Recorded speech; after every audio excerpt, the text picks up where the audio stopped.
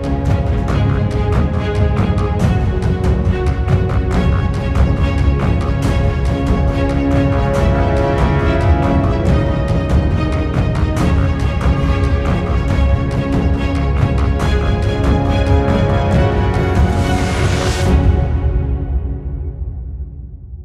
All, कैसे हैं आप लोग। Welcome to tech talk with Shantanu Hussain.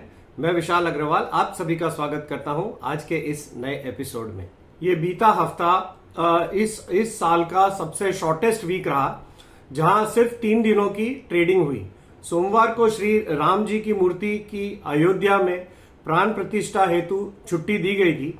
शुक्रवार को गणतंत्र दिवस के एवज में शेयर बाजार बंद रहे थे। इन 3 दिनों में बाजार में काफी उठापटक हुई, काफी वॉलेटिलिटी देखने को मिली, लेकिन बाजार एक ही दायरे में ट्रेड कर रहा था, जहां निफ्टी और बैंक निफ्टी की मंथली एक्सपायरी भी हुई। काफी कंपनीज के भी रिजल्ट्स अभी तक आ गए हैं बाजार में, जिसका रिएक्शन हम ऑलरेडी देख चुके हैं। अब अगला पड़ाव आएगा जहां पर हम इंटरिम यूनियन बजट यानी वोट ऑन अकाउंट को पेश किया जाएगा 1 फरवरी को। इससे पहले 31 जनवरी को इकोनॉमिक सर्वे पेश किया जाएगा संसद में, जिसमें इकोनॉमी की करंट सिचुएशन पर एक रिपोर्ट पेश की जाएगी। ये एक इलेक्शन ईयर है, जहां हमारे जनरल इलेक्शन मई के आसपास होने की उम्मीद है। इसी वजह से इस साल 2 बजट पेश किए जाएंगे, जिसमें एक छोटा बजट 1 फरवरी को आएगा और दूसरा बड़ा बजट जो कि इलेक्शन के बाद हो सकता है कि जून जुलाई में पेश किया जाएगा। बजट के रनअप में ऑलरेडी काफी सारी कंपनियों ने आउट परफॉर्मेंस दिया है, काफी सारे सेक्टर्स ने आउट परफॉर्मेंस दिया है, और जो कंपनीज ने अच्छे रिजल्ट्स दिए हैं उनकी चाल तो देखने जैसी है। बजट से हर वर्ग के लोगों को काफी सारी अपेक्षाएं होती है। अब गवर्नमेंट उनमें से कितनों को पूरा कर पाती है इस बजट में, वो देखने वाली बात होगी। सरकार की तरफ से सारी तैयारियां बजट के लिए पूरी हो गई है, जिसकी पुष्टि हलवा सेरेमनी से होती है। ये बजट पेश होने के 9 से 10 दिन पहले आयोजित किया जाता है। इस सेरेमनी के बाद बजट बनाने में जो ऑफिशियल्स सम्मिलित होते हैं, उन्हें बजट पेश होने तक किसी भी बाहरी व्यक्ति से कोई संपर्क करने की इजाजत नहीं होती है। हलवा सेरेमनी के इमीडिएटली बाद अब बजट प्रपोजल्स की प्रिंटिंग का काम शुरू हो जाता है। ये फाइनेंस मिनिस्टर निर्मला सीतारामन का 6वां बजट होगा, जो दिन में 11 बजे पेश किया जाएगा। ये बजट कंटिन्यूटी ऑफ पॉलिसी के लिए होगा, जिसमें कोई बड़ी अनाउंसमेंट आने की संभावना कम रहती है। इस बजट में सरकार का मेन फोकस होगा वेलफेयर स्कीम्स को बढ़ावा देना और फिस्कल डेफिसिट को कंट्रोल में रखना। एनालिस्ट के अनुसार सरकार इस साल के लिए फिस्कल डेफिसिट को 5.3 तक सीमित करना चाहेगी। यहां बता दें कि वर्ल्ड बैंक की ऑलरेडी चेतावनी है कि भारत की फिस्कल डेफिसिट में काफी बढ़ावा हुआ है। आप लोग हमेशा जब भी बजट देखते हैं या इंटरिम बजट सुनते हैं, उसमें एक टर्म हमेशा यूज होता है फिस्कल डेफिसिट का। फिस्कल डेफिसिट होता क्या है? मान लीजिए कि आपकी 1 साल की कमाई 100 रुपए है और आपका खर्च 110 रुपए है, यानी 10 रुपए का घाटा। इसको आप परसेंटेज टर्म्स में बोले तो 10% का आपको घाटा लगा 1 साल में। इसको फिस्कल डेफिसिट भी कहा जा सकता है। सरल भाषा में समझाएं तो फिस्कल का मतलब होता है सरकारी टैक्स इनकम। अगर टैक्सेस में डेफिसिट या कमी होती है, उसी को फिस्कल डेफिसिट कहा जाता है। सरकार को मोटे तौर पर 2 तरीकों से रेवेन्यू मिलता है। पहला है टैक्स रेवेन्यू और दूसरा है non tax revenue. Tax revenue को 2 हिस्सों में बांटा जा सकता है। पहला डायरेक्ट टैक्स और दूसरा इनडायरेक्ट टैक्स। डायरेक्ट टैक्स के अंदर में सम्मिलित होगा corporate tax, property tax, income tax, gift tax, इन सब का समावेश होता है। इनडायरेक्ट टैक्स में जीएसटी आता है। इसके अलावा यूनियन एक्साइज ड्यूटी भी आती है, जिसमें पेट्रोल, डीजल, शराब जैसी तमाम चीजों का समावेश होता है। कस्टम्स ड्यूटी भी इसी कैटेगरी में आती है, जिसमें दूसरे देशों से भारत में आयात और निर्यात होने वाले सामानों पर टैक्स लगाया जाता है। ये सारे टैक्स रेवेन्यू में आते हैं। अब बात करते हैं नॉन टैक्स रेवेन्यू की। सरकार को जो ब्याज की कमाई होती है, पब्लिक सेक्टर कंपनीज सरकार को डिविडेंड भी देती है और प्रॉफिट में हिस्सा भी देती है। ये सब नॉन टैक्स रेवेन्यू में आता है। ये तो हुआ सरकार की कमाई की बात। अब बात करते हैं सरकार के खर्चों की बात। सरकार के खर्चे दो तरीके के होते हैं। एक होता है रेवेन्यू एक्सपेंडिचर और दूसरा होता है कैपिटल एक्सपेंडिचर, जिसको आप केपेक्स के नाम से भी जानते हैं। अब बात करते हैं रेवेन्यू एक्सपेंडिचर की। ये खर्चे ऐसे होते हैं जिनसे कोई फिजिकल या फाइनेंशियल एसेट खड़ा नहीं होता है, तैयार नहीं किया जाता है। ये पैसा सरकार के कामकाज और प्रशासनिक खर्चों को पूरा करने के लिए किया जाता है। इसके अलावा सरकारी उधारी चुकाने, राज्यों के आवंटन का खर्च भी इसी में आता है। अब बात करते हैं कैपिटल एक्सपेंडिचर यानी केपेक्स की। इसमें ऐसे खर्चे आते हैं जिनसे फाइनेंशियल और फिजिकल एसेट्स तैयार होते हैं। मिसाल के तौर पर machinery, equipment, building, health facility, education जैसे कामों पर खर्च आते हैं। जब सरकार के खर्चे सरकार की कमाई से ज्यादा हो जाते हैं, इसी को फिस्कल डेफिसिट कहा जाता है। ये एक आम बात है क्योंकि सरकार के खर्च अमूमन ज्यादा होते हैं इनकम से।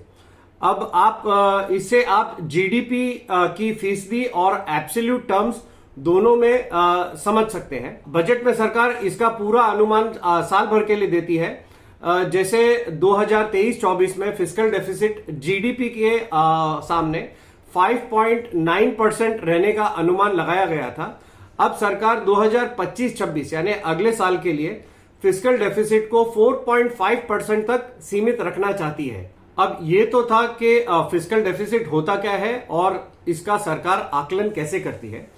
अब जानते हैं कि सरकार इस फिस्कल डेफिसिट जो घाटा है, इसकी भरपाई कैसे करती है। सरकार भी आपके और हमारे घर खर्चों की तरह ही कामकाज करती है। अगर घर खर्च में हमको किसी दिन कोई पैसे की कमी होती है तो हमें भी लोन लेना पड़ सकता है किसी ना किसी से। उसी तरह सरकार को भी लोन लेना पड़ता है और ये घाटा पूरा करने के लिए सरकार बैंकों से या मनी मार्केट से कहीं से तो लोन लेती है। हाँ, उनमें और हमारे में सिर्फ ये फर्क है कि हमको बैंकों के चक्कर काटने पड़ते हैं, उन्हें नहीं काटने पड़ते हैं। अब जानते हैं कि ऊंचा फिस्कल डेफिसिट होने के क्या क्या नुकसान हो सकते हैं। तो इसमें सरकार को ज्यादा अगर नुकसान है तो वैसी स्थिति में सरकार को नए नोट और छापने का निर्णय लेना पड़ सकता है। मिसाल के तौर पर आप हमेशा सुनते आते हैं कि अमेरिका के अंदर में काफी नोट प्रिंटिंग हुई और वहां के सिस्टम में डाला गया, क्योंकि वहां के फिस्कल हालात इतने बढ़िया नहीं है। इसी वजह से ये कदम उनकी गवर्नमेंट को उठाना पड़ता है। अब आगे चलते हैं। इससे महंगाई भी बढ़ती है, इन्फ्लेशन बढ़ता है, जो कि वहां पे भी हो रहा है, यहां भी हो रहा है। ये आम लोगों के लिए काफी दिक्कतें पैदा करता है, काफी मुश्किलें बढ़ जाती है आम लोगों की।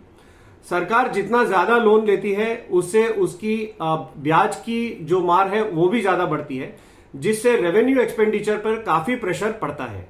इसका दूसरा पहलू यह भी है कि जब सरकार ज्यादा लोन लेती है तो ब्याज दर भी ऊपर की ओर चली जाती है, तो इससे आम लोगों के लिए भी कर्ज और महंगा होता है। सेम चीज जो अमेरिका में हो रही है, इसका आप इसको रीड करेंगे, सुनेंगे तो आपको समझ में आएगा कि अमेरिका में एक्चुअली अभी क्या हो रहा है। आगे चलते हैं। इससे पूरे देश की आर्थिक हालात गड़बड़ हो जाती है। तो कुल मिलाकर देश की अच्छी सेहत के लिए फिस्कल डेफिसिट का कम होना ही अच्छा माना जाता है। अब फिस्कल डेफिसिट को कैसे कंट्रोल किया जा सकता है, उसके लिए सरकार को चाहिए कि वो अच्छी नीतियां बनाए जिससे ग्रोथ को बढ़ावा मिले, रोजगार पैदा हो। इससे सरकार की कमाई बढ़ेगी, सरकार का रेवेन्यू एक्सपेंडिचर कम होना चाहिए और कैपिटल एक्सपेंडिचर यानी केपेक्स और बढ़ना चाहिए। सिंपल भाषा में कहेंगे तो इनकम बढ़ाओ और खर्चे कम करो और बची हुई रकम से आगे की इनकम बनाने के लिए एसेट्स में इन्वेस्ट करो। अब चलिए कुछ एफआईआईज की बात कर लेते हैं। एफआईआईज ने अगस्त से अक्टूबर महीने तक करीब 76,368 करोड़ की सेलिंग की थी। इसके बाद नवंबर और दिसंबर में गत साल में इन्होंने टोटल बाइंग 35,860 करोड़ की थी। अब आइए इस साल 2024 में एफआईआई ने जनवरी में नेट सेल 35,788 करोड़ का किया है। मतलब जितना उन्होंने नवंबर दिसंबर में जो बाइंग की थी वो पूरा का पूरा स्वाहा हो गया। जनवरी के महीने में पूरा माल बेच दिया। अब इन्होंने लास्ट अभी भी 3 ट्रेडिंग सेशंस बचे हैं इस महीने को खत्म होने में।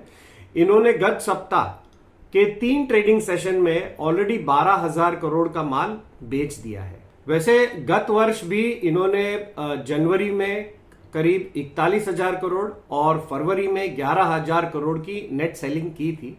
तो ये साल दर साल इनका जनवरी में नेगेटिव फिगर जैसा ही कोई माहौल है।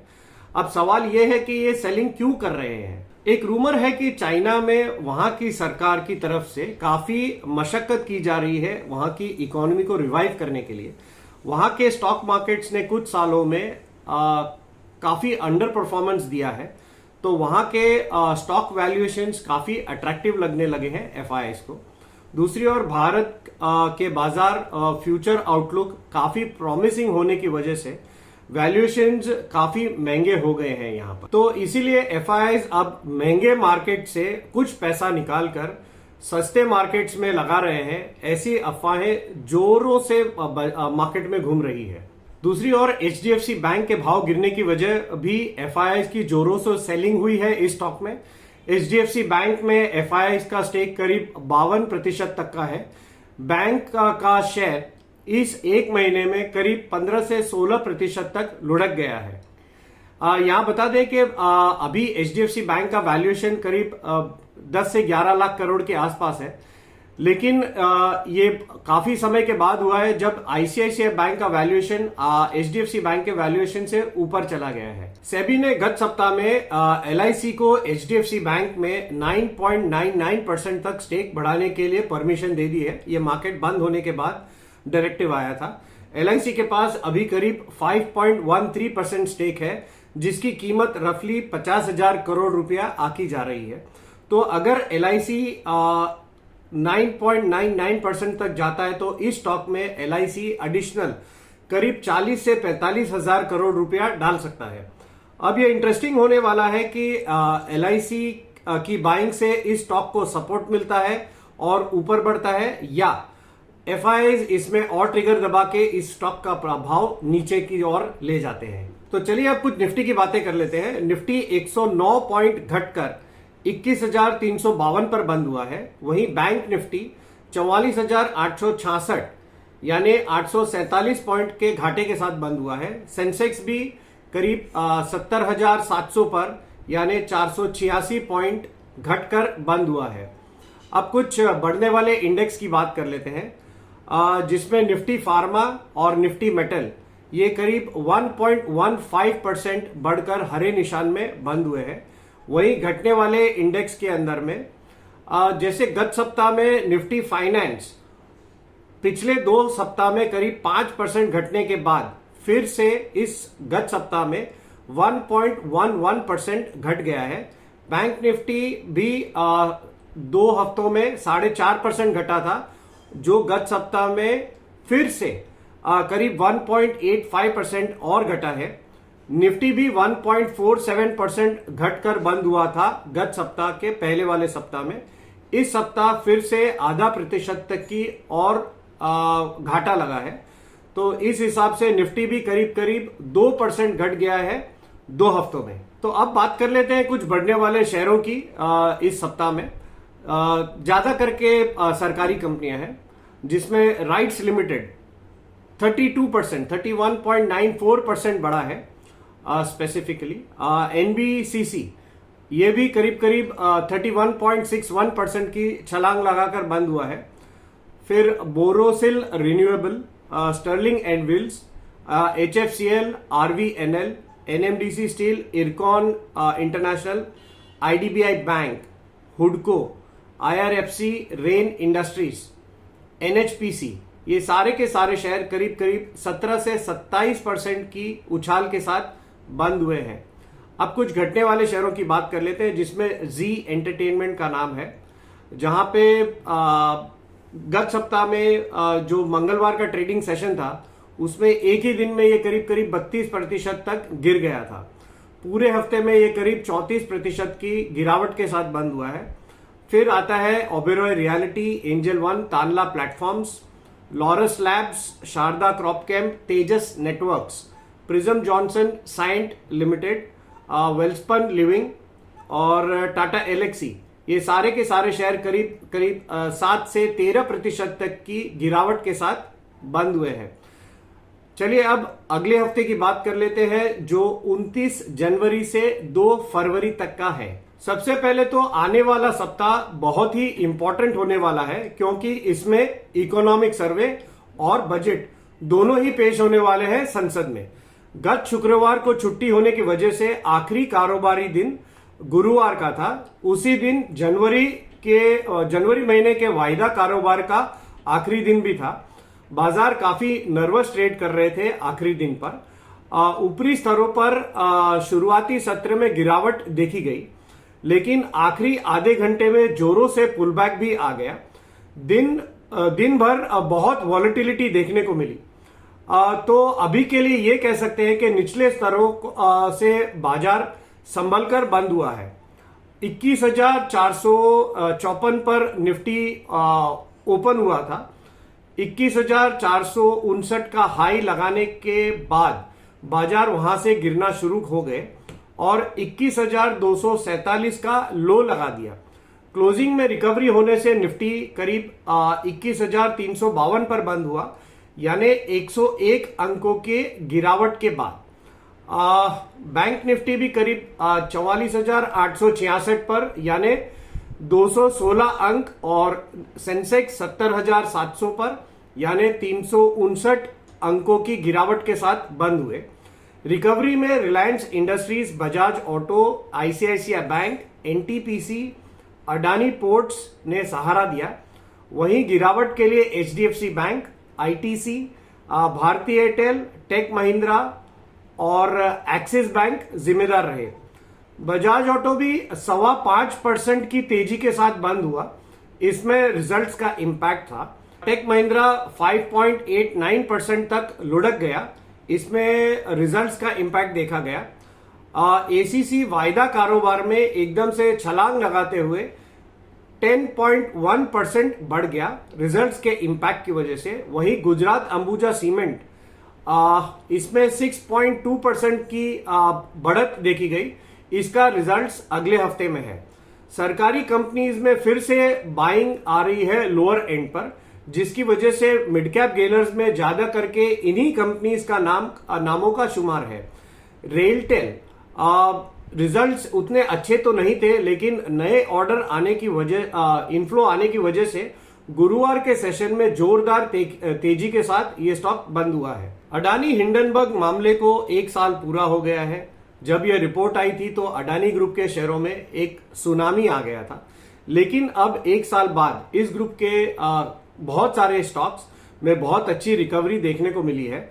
इसमें से कुछ स्टॉक्स तो ऑल टाइम हाई नए लेवल्स पर पहुंच गए हैं, जिसमें अडानी पोर्ट्स और अडानी पावर का नाम शुमार है। कई सारे स्टॉक्स में अच्छी रिकवरी भी देखी गई है। गौतम अडानी ने स्टेटमेंट जारी किया कि उन्होंने कैसे इतनी गंभीर स्थिति से इस ग्रुप को उबारा, कैसे उन्होंने इन सारी चुनौतियों का सामना किया, इन्वेस्टर्स का कॉन्फिडेंस कैसे उन्होंने फिर से हासिल किया। ये उन्होंने एक नोट के जरिए जारी किया है। इसके बाद उनके काफी सारे स्टॉक्स में निचले स्तरों पर अच्छी रिकवरी देखी गई। उन्होंने ये भी कहा कि इस वाकये से सभी को सीख लेनी चाहिए और इससे अडानी ग्रुप की छवि भी खराब हुई है, देश की इमेज भी खराब हुई है। ये एक लर्निंग है। उनका कहना है कि ये किसी भी ग्रुप के साथ हो सकता है। अब आगे क्या होगा? 3 दिनों की छुट्टी के बाद बाजार अब 29 जनवरी को सोमवार को खुलेंगे और उसके बाद इमीडिएटली सारे इवेंट्स का सिलसिला शुरू हो जाएगा, चालू हो जाएगा। 31 जनवरी को यूएस फेड की पॉलिसी का डिसीजन भी आएगा और 31 जनवरी को ही इकोनॉमिक सर्वे भी संसद में पेश किया जाएगा। 1 फरवरी को वोट ऑन अकाउंट यानी इंटरिम बजट, जो कि बाजार के लिए काफी अहम है और काफी बड़ा ट्रिगर है, वो भी संसद में पेश किया जाएगा। तो सिर्फ अभी 3 ट्रेडिंग सेशन रह गए हैं बजट आने में। आ, तो अब ये हो सकता है कि जिस हिसाब से मार्केट्स ने लास्ट आधे घंटे में जो पुल बैक दिया हो, वो नेक्स्ट वीक में एक्सटेंशन करे, उसको और आगे बढ़ावा मिले और पुल बैक मार्केट को थोड़ा और ऊपर ले जाए। मार्केट में वॉलेटिलिटी काफी देखने मिल सकती है। बजट वीक है तो डेफिनेटली वॉलेटिलिटी तो रहेगी। एफआईआईज भी अभी बाइंग के लिए कोई खास जल्दबाजी नहीं करेंगे, ऐसा उनका मूड कहीं भी नहीं दिखाई दे रहा है। बजट से जुड़ी कंपनीज पर दाव लगेगा और इन्हीं कंपनीज में काफी हलचल होने की भी संभावना है। 21,200 के ऊपर रहते हैं तो बाजार का बुल्स का कॉन्फिडेंस बना रह सकता है। 21,700 के आसपास घड़ी घड़ी मार्केट रिएक्शन दे रहा है, करेक्शन दे रहा है, तो अभी के लिए इसके ऊपर जाने की संभावना कम दिखाई दे रही है। अगले हफ्ते की चाल में रिजल्ट्स का इंपैक्ट तो होगा ही, लेकिन सबसे बड़ा इंपैक्ट होगा इकोनॉमिक सर्वे और बजट का। अगले हफ्ते में आने वाले रिजल्ट्स जो हैं, उनके अंदर जो बड़े रिजल्ट्स हैं उनमें नाम है ITC, Bajaj finance, NTPC, Bajaj finserv, doctor Reddy, LNT, Maruti, sun pharma, Godrej consumer, Adani enterprises, Adani ports, Titan, Tata motors और यूपीएल। कुल मिलाकर अगला हफ्ता काफी रिजल्ट्स हैवी होने वाला है और ऊपर से बजट की गर्मागर्मी भी सबको बिजी रखने वाली है। काफी कंटेंट आने वाला है, तो सभी लोग इसमें काफी बिजी रहने वाले हैं। आप 2 सप्ताह में मार्केट में कोई ना कोई कंपनी को बलि का बकरा बनाया जा रहा है और फिर उसके बाद सेलिंग का जोर एकदम से पकड़ ले रहा है। पहले एचडीएफसी बैंक के ठीक ठाक रिजल्ट्स होने के बावजूद इसके स्टॉक की अच्छी खासी धुलाई हो गई। इतने बड़े हाथी, जिसका निफ्टी में करीब 11% तक का वेटेज है, इसको एक ही दिन में 8% तक नीचे कर दिया गया। टोटली ये स्टॉक 15% या 16% के आसपास तक लुढ़क गया है। फंडामेंटल्स में कोई चेंजेस नहीं है और ना ही इनके कोई रेपुटेशन में कमी आई है। बस एफआईआईज का मूड खराब है। इसी कारण से स्टॉक के साथ साथ पूरे बाजार में सेलिंग का असर देखने को मिला। गत सप्ताह में दूसरा बकरा बना जी टेलीफिल्म्स का स्टॉक, जिसमें पुनीत गोयनका, जो कि कंपनी के सीईओ भी हैं, उनके पास 4% इक्विटी स्टेक है। उन्होंने जी टेली और सोनी का जो पॉसिबल मर्जर पर मोहर नहीं लगने दी और बाकी के 96% इन्वेस्टरों का भविष्य पर क्वेश्चन मार्क लगा दिया। गत सप्ताह मंगलवार को जी का स्टॉक एक ही दिन में 32% तक लुढ़क गया था, जिसके बाद ब्रॉडर मार्केट में भी गिरावट देखने को मिली। दादा, ये हमारी तरफ से फंडामेंटल और डेटा एनालिसिस था। अब आप बताइए कि आपको टेक्निकली मार्केट क्या लग रहा है। ओवर टू यू दादा। 29/1/2024 से लेके 2/2/2024 के बीच में बाजार का हाल हकीकत क्या क्या हो सकता है, इसका टेक्निकल वेट ऑफ एविडेंस क्या उभर के आ रहा है, वो बात करने के लिए मेरा बाई तरफ है निफ्टी वीकली, उसके बाद निफ्टी डेली, उसके बाद बैंक निफ्टी वीकली और एकदम दाईं तरफ बैंक निफ्टी डेली। इस वीक में खास करके जिस वीक में हम लोग पैर रखने जा रहा है, उस वीक में यूनियन बजट जो उसके इंटरिम बजट के हिसाब से आएगा, वो दिमाग में रख के सब ट्रेडर और इन्वेस्टर को ये चार्ट को देखना चाहिए और उसका अप्रोच भी उसी हिसाब से होना चाहिए। वीकली निफ्टी में मैं यहां पर एक 8 एक्सपोनेंशियल मूविंग एवरेज ड्रॉ किया हूं और एक चैनल ड्रॉ करने का कोशिश किया हूं। अब ये चैनल का अपर साइड सीलिंग जो है उसका ब्रेकआउट हुआ था, लेकिन उसके बाद ये फिर से दोबारा नीचे की तरफ आने का कोशिश कर रहा है और जो सपोर्ट एरिया है वो चैनल का अपर जो बैंड है वहां पर लेके बाजार रुका है 21,352 पर। वेरी इंटरेस्टिंगली 8 एक्सपोनेंशियल को बचा के क्लोजिंग हुआ है। हालांकि ये जो क्लोजिंग है ये 3 दिन का डेटा है, वीक का, और इसके अंदर जनवरी का एक्सपायरी भी हुआ है।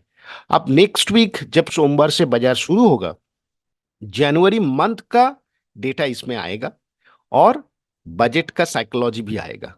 लेकिन नेगेटिव चीज यही है कि मार्केट 2 दिन से लगातार 2 वीक से बाजार नीचे की तरफ आने का कोशिश कर रहा है और कहीं अगर नेक्स्ट वीक में वोलेटिलिटी बाजार को खींच के नीचे लाता है, तो एक नेगेटिव जो चीज होगा वो है 8 एक्सपोनेंशियल के नीचे क्लोजिंग।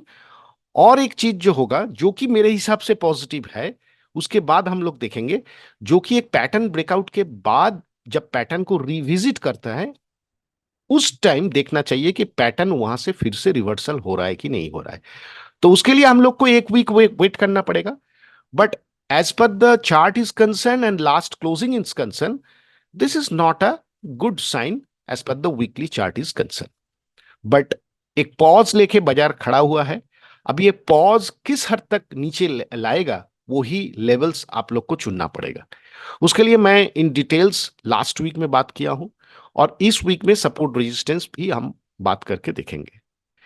ये था मेरा वीकली का हिसाब से निफ्टी, जो कि ज्यादा बोलने का दरकारी और जरूरत है ही नहीं। बट इंटरेस्टिंग पॉइंट जो हुआ है वो एमएसीडी का स्लोप चेंज हुआ है।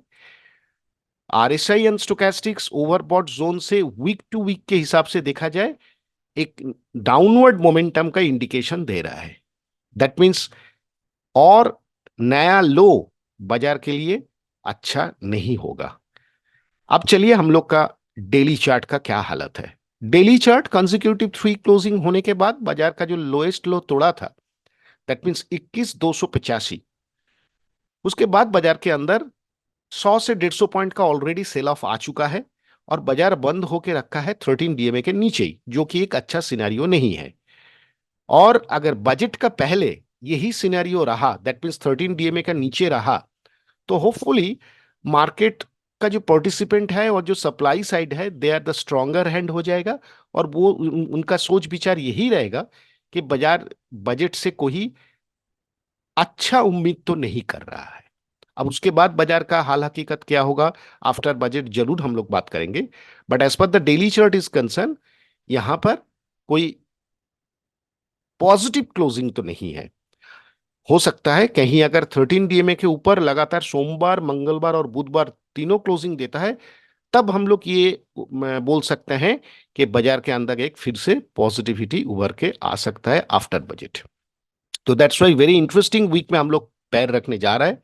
और डेली चार्ट कुछ कुछ हद तक ऐसा सिचुएशन में खड़ा है जो कि पॉजिटिव तो नहीं है, बट एक पॉज मोड में आके खड़ा हुआ है। एक स्ट्रॉन्ग सपोर्ट एरिया जो हम लोग देख सकते हैं, 21,000 राउंड नंबर पकड़ के चलिए, वहां पर हम लोग को देखना चाहिए बाजार किस हिसाब से 21,000 को होल्ड कर रहा है, तोड़ रहा है, या बाजार यहां से रिवर्सल करके 13 डीएमए के ऊपर क्लोजिंग दे रहा है।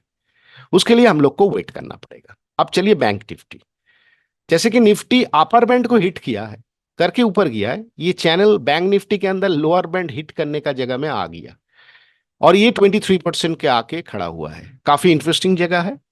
कहीं अगर ये ब्रिज होता है और बाई क्लोजिंग अगर ये चैनल ब्रेकडाउन होता है, तो नीचे की जो सपोर्ट एरिया है, ये very very important support area हो जाएगा, जिसका मोटा मोटी परसेंटेज के हिसाब से देखा जाए 38%, जो कि 42,000 का रहेगा। ये दिमाग में रख के बैंक निफ्टी के ऊपर चार्ट एनालिसिस आप लोग कीजिए। Weekly MACD slope is concern, slope negativity दिखा रहा है। अब चलिए हम लोग का डेली बैंक निफ्टी, जो और इंटरेस्टिंग जगह में आके खड़ा हुआ है। बैंक निफ्टी का जो हम एनवलप ड्रॉ किया हूं, एनवलप का अपर बैंड है ब्लू लाइन, लोअर बैंड है ग्रीन लाइन। मैं एक ट्रेंड लाइन खींचा हूं, एक 200 डीएमए लिया हूं, एक 13 डीएमए लिया हूं, और एक डॉटेड लाइन लिया हूं। इतना सारा चीज लेके क्यों हम बोल रहे हैं कि बैंक निफ्टी पहला तो 200 डीएमए को प्लेन एंड सिंपल उसको टेस्ट किया, फिर ऊपर गया, अभी ऊपर की तरफ ही क्लोजिंग है लेकिन टेस्ट हो चुका है। ऐसा सिचुएशन में एनवलप का लोअर बैंड हिट किया, और सामने में एक गैप एरिया है जो जिसका अब अगर फिगर आउट करेंगे वो है 43,960, plus minus 40-50 point bank Nifty में कुछ नहीं है। दैट्स वाई 43,700 को दिमाग में रख के हम लोग को एनालिसिस करना चाहिए। एक तो है ट्रेंड लाइन, जो ट्रेंड लाइन अभी तक 2 बार हिट हुआ है। At least 3 hits require for a valid trend line. That means यहां पर हमको देखना चाहिए कि ट्रेंड लाइन को हिट कर रहा है कि नहीं कर रहा है। अगर ट्रेंड लाइन और ये जगह अगर हिट होता है, तो ये एनवलप का आसपास में है और आरएसआई ओवरसोल्ड जोन के आसपास पहुंच गया। अभी तक आरएसआई ओवरसोल्ड नहीं हुआ, लेकिन अगर वो बैंड हिट होता है तो जरूर से आरएसआई ओवरसोल्ड जोन में चला जाएगा। और जब जब आरएसआई ओवरसोल्ड हुआ और बैंड के आसपास रहता है, वहां से बाजार एक पुल बैक करने का कोशिश करता है इंडेक्स का पॉइंट ऑफ व्यू से। लास्ट तीनों चारों पांचों चीज आप देख सकते हैं यहां पर टेक्निकली। तो ये एक सिम्टम्स स्लाइटली नेगेटिव ट्रेंड में एक पॉजिटिव चीज उभर के आया है। अब ये देखना चाहिए कि बैंक निफ्टी इसको होल्ड कर पाता है नहीं कर पाता है, कब तक, किस हद तक कर पाता है। तो any sell of lower band में ज्यादा पैनिक होने का दरकार नहीं है। पुल बैक में आप लोग कोई डिसीजन लीजिए जो नेगेटिव थॉट कर रहा है, क्योंकि ऑलरेडी 13 डीएमए के नीचे हम लोग ट्रेड कर रहे हैं। और सेम थिंग, तीनों दिन बचा हुआ है बजट के पहले, अगर इसको क्लोजिंग देना है तो 13 डीएमए के ऊपर जाके क्लोजिंग देना है। तो प्लीज हम लोग ये देखेंगे और आप लोग को भी रिक्वेस्ट करेंगे 13 डीएमए का जो वैल्यू है वो आप पकड़ के कैलकुलेट कीजिए। तो ये था Nifty, bank Nifty daily weekly का कॉम्बिनेशन। अब चलिए हम लोग का निफ्टी और डेली डेली निफ्टी के ऊपर नेक्स्ट वीक का सपोर्ट रेजिस्टेंस क्या क्या उभर के आ रहा है।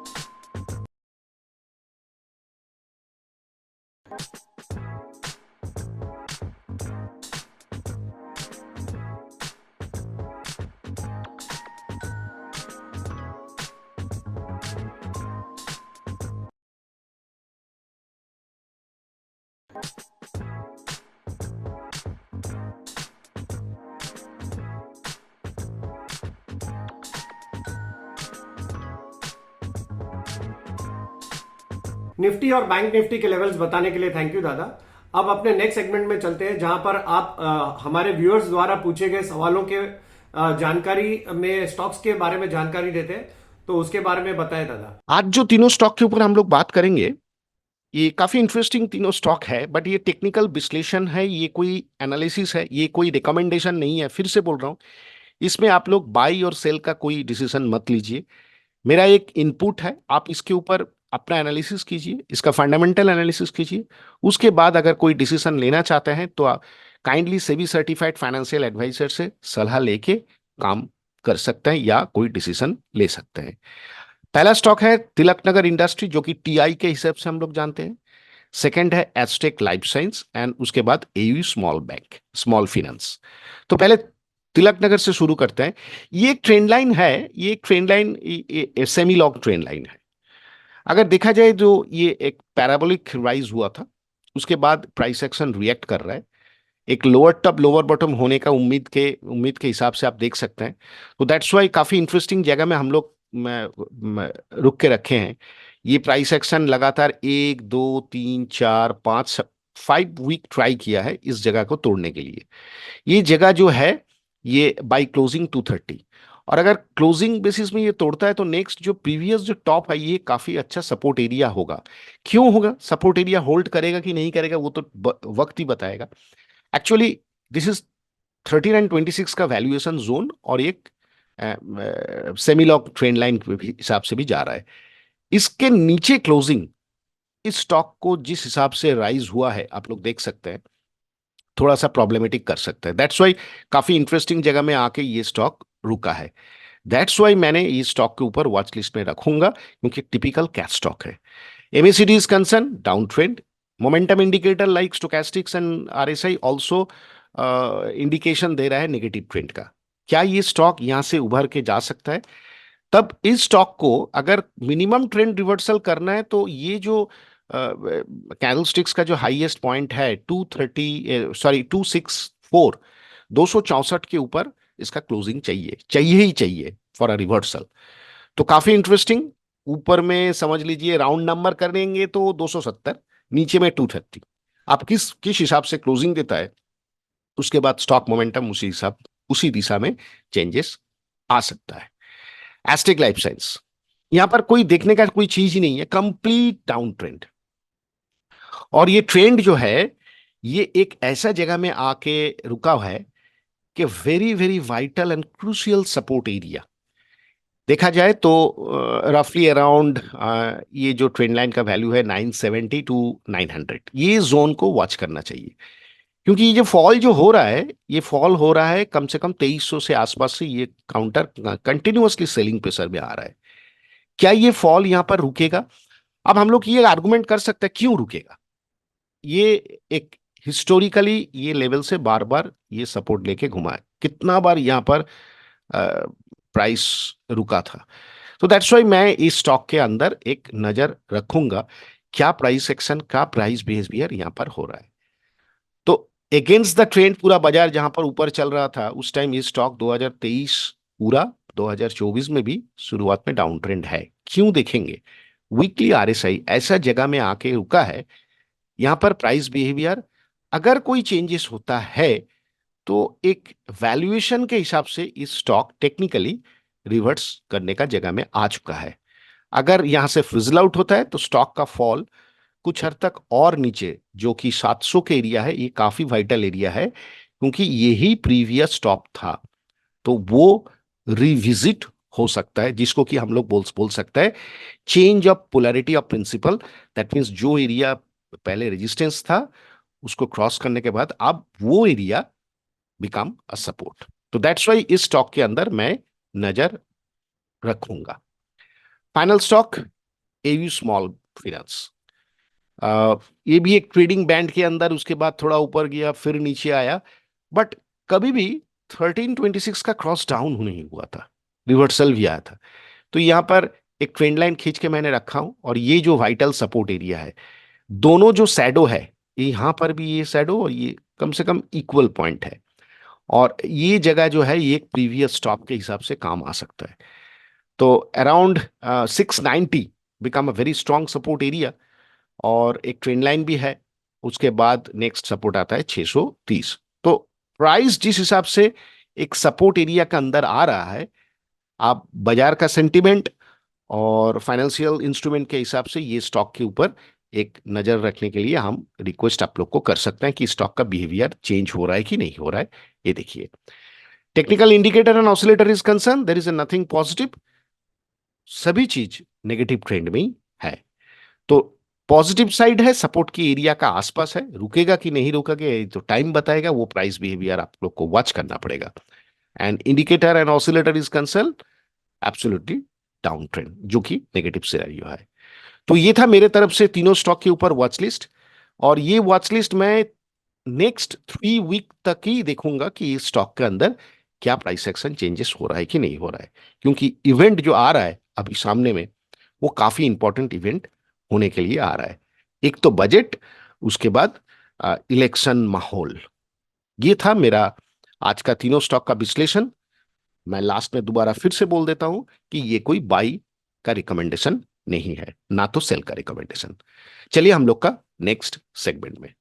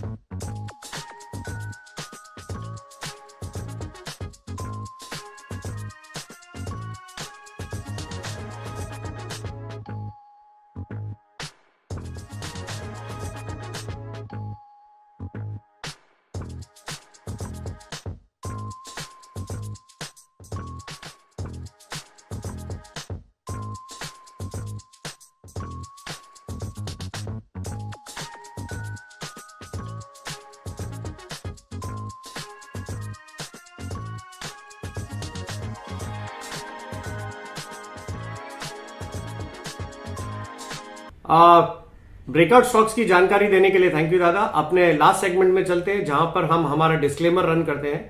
This is a completely educative channel. हम यहां पर सिर्फ और सिर्फ एजुकेशन पर्पस के हिसाब से ही बातचीत करते हैं, व्यूज शेयर करते हैं। हमारी गुजारिश है कि हमारे जितने भी व्यूअर्स हैं, इन्वेस्टर्स हैं, ट्रेडर्स हैं, जो भी हमारा चैनल वॉच करते हैं, वो अपना कोई भी ट्रेड लेने से पहले अपनी सोच समझ के साथ या किसी एनालिस्ट की सोच समझ के साथ ही ट्रेड करें। We will not be responsible for anything. Thank you, bye.